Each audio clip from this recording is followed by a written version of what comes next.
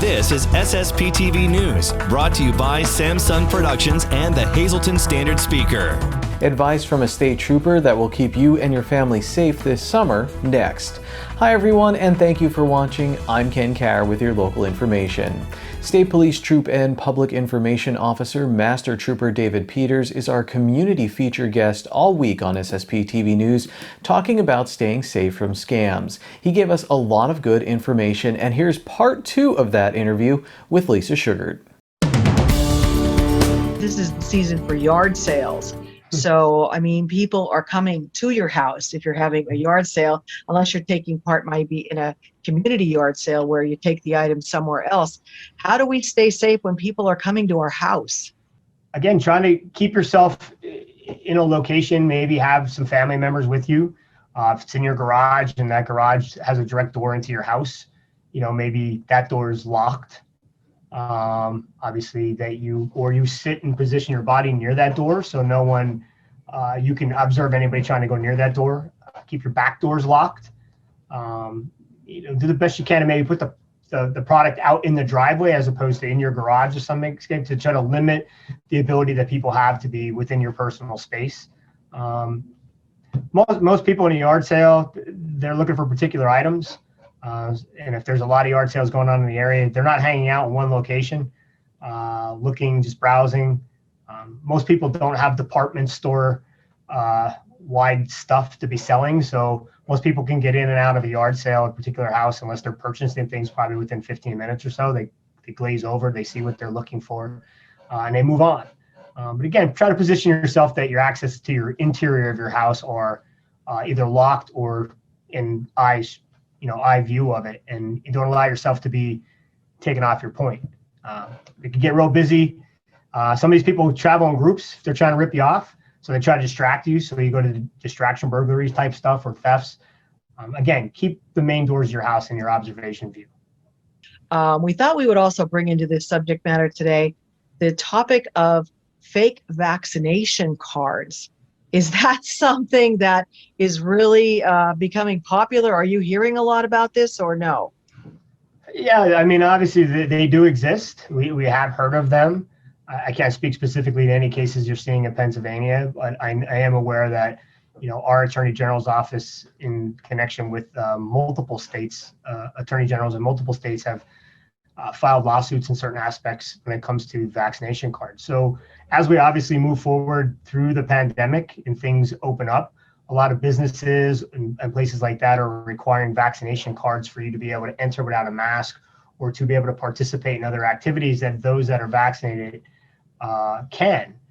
So again, that's going to open itself up to scammers. So that's where you're really seeing that people being offered online a vaccination card, that it's validated, it's true, or people are stealing vaccination cards, blank vaccination cards, so they can go ahead and fill them out and sell them online or do whatever they can to try to make a scam buck on them. But it's very simple. You don't need to buy a vaccination card online, so you don't need to get scammed. It's simple. You get vaccinated, you get a card. You don't get vaccinated, then obviously you open yourselves up. If that's something you need to go about to get into place, you have to wear a mask. So you're going to see more and more, I think, scammers kind of jump on this hot topic if it becomes more prevalent. But it does. It leads itself to more crimes like thefts. Obviously, it's a government paper from the Department of Health that's saying that this is true and accurate to the best, to the ability of the person being vaccinated. So it's a fraudulent card if it's not correctly filled out.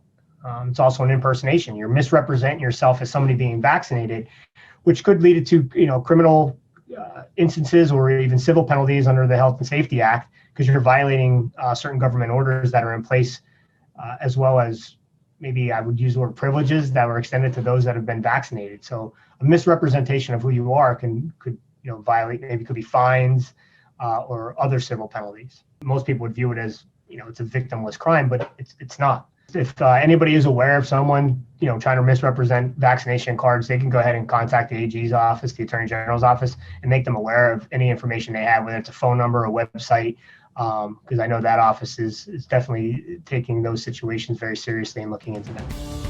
Today's news feature is brought to you by Feisner's Ford in Freeland, who is celebrating 75 years in business. Give them a call at 570-636-3920, or you can log on to feisnersford.com. Time now for weather on SSPTV News. Here's our forecast from the National Weather Service. We have a hazardous weather outlook as we could see some heavy rain on Thursday with localized flooding possible. On Thursday, showers and thunderstorms likely, high near 80 degrees. Thursday night, showers and thunderstorms, low in the 60s. On Friday, showers likely and a possible thunderstorm, partly sunny with a high near 80 degrees. Friday night, showers and thunderstorms likely, partly cloudy with a low around 60 degrees. Saturday, partly sunny with a high in the 70s. Saturday night, partly cloudy with a low around 60 degrees. Sunday, a chance of showers, partly sunny with a high in the 70s, and Sunday night, a chance of showers, mostly cloudy with a low around 60 degrees. The weather is brought to you by Valley High Food Drive-In in West Hazelton. They're open Monday through Saturday from 4 p.m. to 8 p.m. and Sunday from 1 p.m. to 8 p.m. These hours may vary as they work on staffing for the summer, so call ahead or check them out on Facebook. Valley West Little League of Cunningham has advanced to the championship round of the District 18 11 to 12-year-old Little League All-Star Tournament. Here's the SSPTV Standard Speaker scoreboard. Valley West beat Valley East of Drums in the winner's bracket final. Tamaqua beat Jim Thorpe in a close game, so they'll play Valley East on Thursday, with the winner moving on to play Valley West in the championship. There's 17 days until the Pennsylvania 11 to 12-year-old Little League All-Star Tournament at Whispering Willows Park in Cunningham. Today's countdown is brought to you by the Brass Buckle Mexican Restaurant. Hit a home run just across the street from Whispering Willows Park. Ken Pollock Ford, the most important option on your next vehicle is your dealership. Make that dealership Ken Pollock Ford, your #1 most trusted dealer.